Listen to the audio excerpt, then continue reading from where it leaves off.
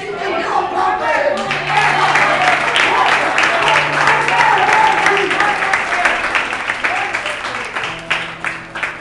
Hoje ele tá legal. Hoje ele me deu 10 minutos. Olha para o seu irmão e fala, pastor, veio o seu relógio. Pastor, veio o seu relógio. Porque a Rosa está aqui, essa mulher é brava, né? Ela chega falando grosso com a gente já fica com medo, então nem abusa. Olha o tamanho do marido dela, mas não dá nada, ela grita e abaixa. Em casa também é assim, irmão. O pão da boca lá em casa sou eu. Para falar comigo, a minha esposa tem que abaixar. Eu estou lá debaixo da cama. Ela grita,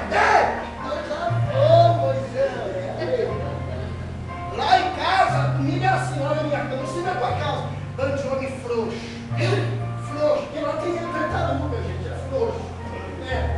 Na minha casa, a última voz quem fala sou eu, tá? E a esposa grita, vem! Eu falo, já vou.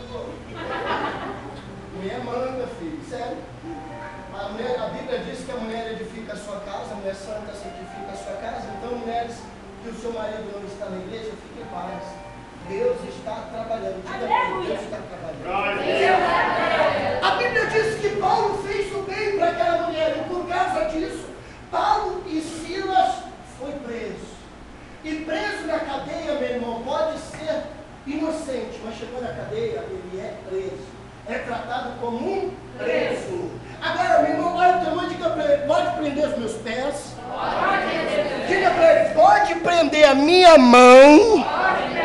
Diga para ele, pode amarrar minha boca?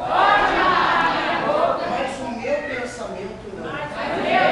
Diga para ele, todavia, ou melhor dizendo, todo tempo, o meu pensamento é do Senhor. A Bíblia diz que levaram eles presos. E a Bíblia diz que Paulo e Silas estavam, além de ter sido apanhados, de estar machucados, eles estavam lá na prisão e os outros presos juntos.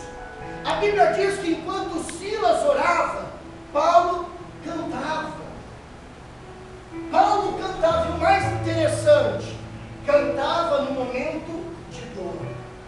Cantava no momento de dificuldade. Irmão, eu já disse aqui, já disse em outra igreja, eu já li a Bíblia inteira, mas eu nunca achei na Bíblia, irmão, um texto que diz que Deus habita no meio de uma oração forte. Aliás, eu não sei nem o que é isso. Deus habita no meio de palavras bonitas, não. Mas em toda a Bíblia, se você ler, você vai ver a Bíblia dizendo, Deus habita no meio dos louvores. Irmão, eu disse no começo, eu não terminei de falar. Nas igrejas hoje você vê pessoas cantando muito bem, mas nada acontece. Para mim, meu irmão, eu sou do tempo antigo. Para mim o louvor tem que tirar lágrimas dos olhos. Para mim o louvor tem que curar pessoas. Para mim o louvor tem que libertar pessoas.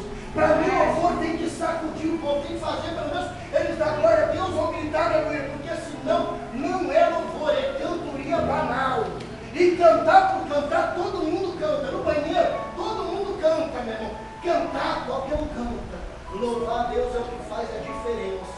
A Bíblia diz que os levitas, a palavra levita, no grego, significa aquele que traz a presença. Hoje você vai nas igrejas, as pessoas cantam e alguém fala assim, ai, que coisa linda. Aí pergunta, o que você sentiu? Ai, não senti nada, mas a paz é tão linda. Olha, teu irmão, diga para ele, o meu louvor, eu quero que toque o céu.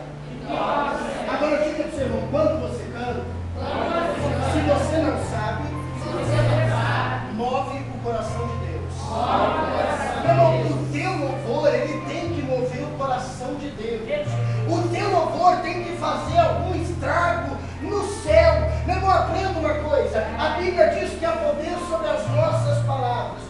1, glória a Deus, você mata 1000 demônios. 2, glória a Deus, 2000 demônios. 5, glória a Deus, 5